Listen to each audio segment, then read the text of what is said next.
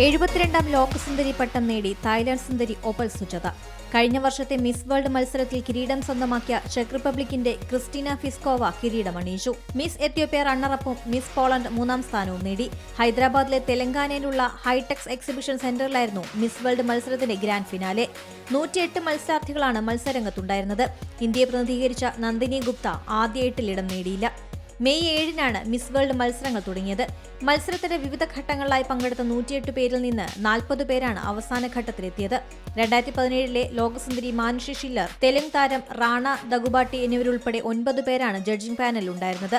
Miss world Stephanie ഡെൽബായയും Sachin കുംബറും പരിപാടിയുടെ അവതാരകരായി. 1000-ഓളം അതിഥികളാണ് മത്സരം നേരിട്ട് കാണാനെത്തിയത്. 4 ഘട്ടങ്ങളിലായാണ് മത്സരം നടന്നത്. അവസാനം വരെ എത്തിയ 4 പേരിൽ നിന്നാണ് ലോകസുന്ദരിയെ തിരഞ്ഞെടുത്തത്. പോളണ്ട്, എത്യോപ്യ, തായ്ലൻഡ്, മാർട്ടിനിക് എന്നിവിടങ്ങളിൽ നിന്നുള്ള സുന്ദരിമാരാണ് അവസാന റൗണ്ടിലെത്തിയത്.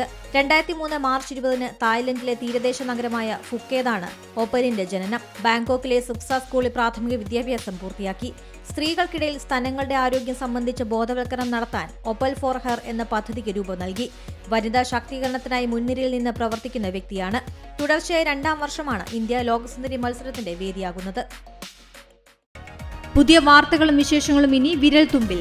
എല്ലാ ഡിജിറ്റൽ പ്ലാറ്റ്ഫോമുകളിലും ഇപ്പോൾ സീ മലയാളം ന്യൂസ് ലഭ്യം.